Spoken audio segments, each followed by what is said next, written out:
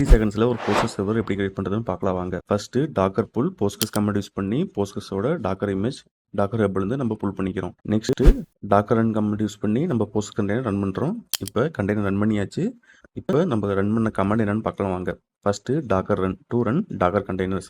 Next hyphen name my Postgres. இது வந்துட்டு நம்ம கண்டெய்னரோட நேம் அண்ட் ஆல்சோ நம்ம போஸ்ட்கிரஸோட ஹோஸ்ட் நேம் கூட. அடுத்து -e போஸ்ட்கிரஸ் யூசர். இந்த என்விரான்மெண்ட் வேரியபிள் யூஸ் பண்ணி நம்ம போஸ்ட்கிரஸ் யூசர் செட் பண்ணுறோம்.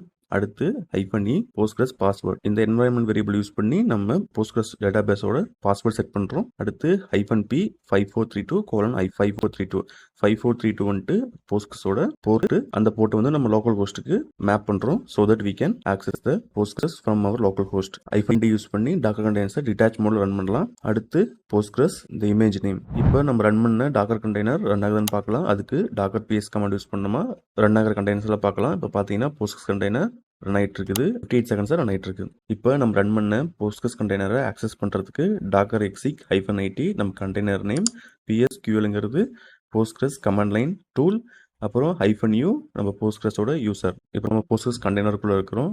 நம்ம போஸ்ட்கிரஸ் கண்டெய்னர் இருக்கிற எல்லா டேட்டாபேஸையும் லிஸ்ட் பண்ணுறதுக்கு \l கொடுத்தீங்கன்னா எல்லா டேட்டாபேஸும் லிஸ்ட் ஆகும்.